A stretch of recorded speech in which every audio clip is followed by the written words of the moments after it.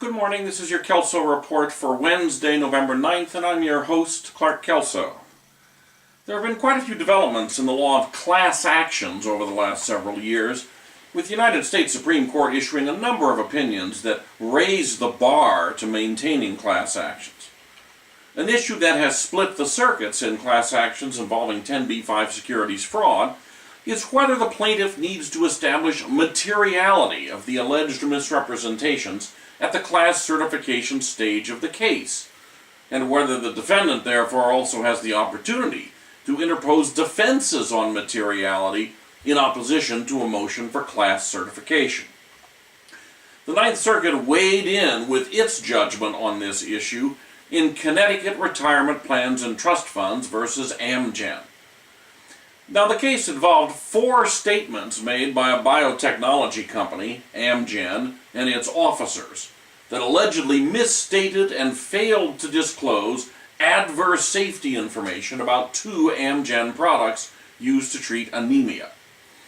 According to the complaint, the misstatements and omissions inflated the price of Amgen stock, and subsequent corrective disclosures caused Amgen's stock price to fall, injuring the plaintiff and others who purchased during the time between the initial statements and subsequent disclosures. The plaintiff sought class certification under Rule 23b-3 of the Federal Rules of Civil Procedure. In order to maintain a class action in a 10b-5 securities fraud case, the plaintiff must convince the district court that the element of reliance is common to the class. This can be done in appropriate cases by invoking the fraud on the market presumption, which reflects the principle that the market price of a security traded in an efficient market reflects all public information, and therefore a buyer is presumed to have relied on the truthfulness of that public information in purchasing the security. To invoke the fraud on the market presumption, the circuit courts agree that the plaintiff must show at least 2 elements. First, that the security in question was traded in an efficient market, and second, that the alleged misrepresentations were public. The First, Second, and Fifth Circuit courts require, in addition to these 2 elements, that the plaintiff establish at the class certification stage that the statements were material. By contrast, the Third and Seventh Circuits have held that materiality is not an issue at the class certification stage, and that it should be dealt with only on a motion for summary judgment or at trial. In its decision yesterday, the Ninth Circuit joined the Third and Seventh Circuits. In support of this decision, the panel reasoned that materiality is not an issue that goes to the question of whether there are common issues of law or fact, which should be the primary focus of the class certification inquiry. Instead, materiality goes to the question of whether there has been a violation under 10b-5 at all, not to the question of whether reliance is a common issue among all prospective class members. As the Seventh Circuit noted in one of its cases, falsehood and materiality affect investors alike. So all the plaintiff need do before seeking class certification is allege materiality with sufficient plausibility to withstand a 12b-6 motion. Now, among other things, this ruling means that a defendant may not interpose a merits defense on materiality at the class certification stage. And in particular, in this case, Amgen wanted to introduce evidence that FDA announcements and analyst reports about Amgen's business publicized the truth about the safety issues looming over Amgen's drugs, notwithstanding the statements made by the company itself. Amgen hoped by this truth on the market defense to avoid class certification. But given the Ninth Circuit's holding that materiality is not a proper issue for consideration at the class certification stage, the Ninth Circuit affirmed the district court's refusal to consider the truth on the market defense at this stage of the litigation. It seems to me that the Third, Seventh, and Ninth Circuits have the better argument analytically. I think the big unknown here is whether the Supreme Court will decide to take the case and use this as another opportunity to narrow the range of cases that make it through the class action gauntlet. There is now a nice clean split of authority between the circuits on this particular issue, so the Supreme Court has good reason to take the case and resolve the split one way or the other. And now our one-liners. First, the Supreme Court had another habeas corpus case, rather obvious habeas corpus case again, this time coming out of the Sixth Circuit.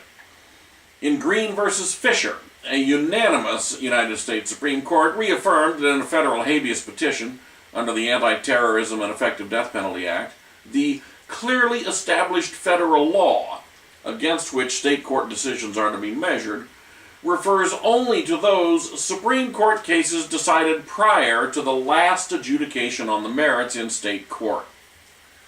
The defendant in this case had been convicted in a Pennsylvania trial court of murder, robbery, and conspiracy, in part based upon the redacted confessions of two of the defendant's non-testifying co-defendants.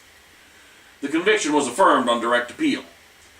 3 months after the affirmance, the United States Supreme Court announced its decision in Gray v. Maryland, holding that redaction of a confession does not necessarily cure the Confrontation Clause problem previously identified by the Supreme Court in Bruton v. United States.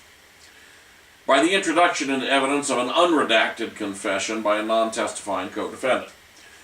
Unfortunately for the defendant in yesterday's case, he did not secure any further merits review of his conviction in state court.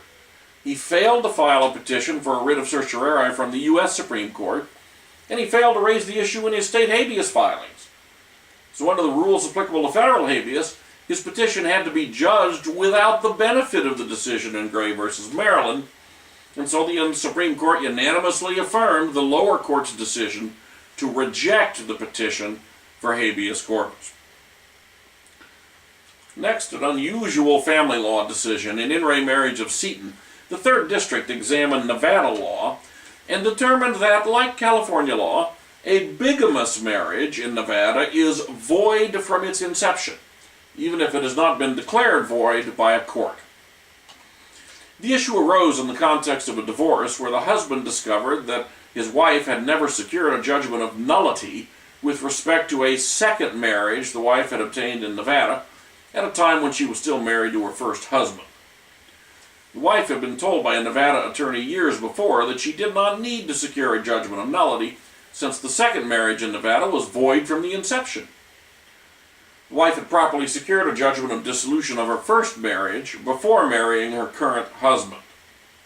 Well, the Third District agreed with the wife that there was no need to secure a judgment of nullity since the bigamous marriage was void without any further court action. Next, we have a case involving government law and back pay in Jaramillo v. County of Orange. The Fourth District affirmed the Superior Court's judgment, granting back pay from the date of an assistant sheriff's summary termination until the date 3 years later when he pled no contest as 2 state law felony counts. The county conceded that the summary termination without notice or opportunity for an administrative appeal violated the Public Safety Officer's Procedural Bill of Rights Act. The county argued that the subsequent felony conviction should relate back to the summary termination so as to preclude the award of back pay, and that he had waived the protections of the Act in 1998 and 2000 by signing certain documents. The court rejected both arguments, explaining that first, having violated the Act by denying the plaintiff the administrative hearing the statute requires, the county would not be heard now to say that the no contest pleas applied retroactively to the date of the summary termination. As for the documents signed by the assistant sheriff, neither referred at all to the Act, but both essentially provided that he was an at-will employee who could be terminated at any time. Applying the relevant California Supreme Court precedent, which is County of Riverside v. Superior Court, 2002, the Fourth District held that any attempted blanket waiver of the Act's protections was unlawful, and that the documents signed by the assistant sheriff were not the sort of express, narrow, and targeted waivers that the Supreme Court had approved in the County of Riverside case. So the assistant sheriff gets his back pay from the time of the summary termination until his felony no contest pleas. The county probably could have saved itself a lot of money and embarrassment by giving the assistant sheriff his administrative remedy when it was due to him.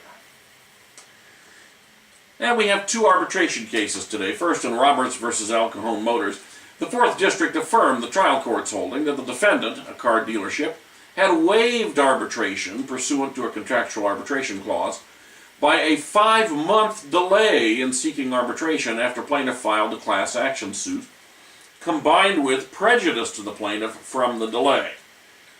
In particular, the plaintiff had conducted substantial written discovery regarding the class action allegations, including identification of putative class members, procedures the defendant had in place to ensure compliance, whether the plaintiff's claims were typical, whether the plaintiff was an adequate representative, and so on.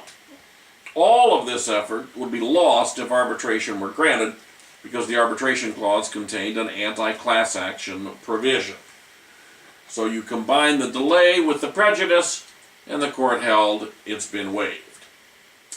In the second case, in Promenade at Playa Vista Homeowners Association versus Western Pacific Housing, the 2nd District held that a contractor who had been sued for construction defects could not invoke the arbitration clause contained in a development's covenants, conditions, and restrictions, because the CC&Rs are equitable servitudes that can be enforced only by the homeowners association, the owner of a condominium, or both of them.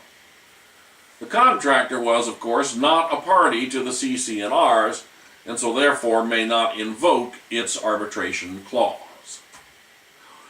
And that's it for today's Kelso Report. Have a great day in the law.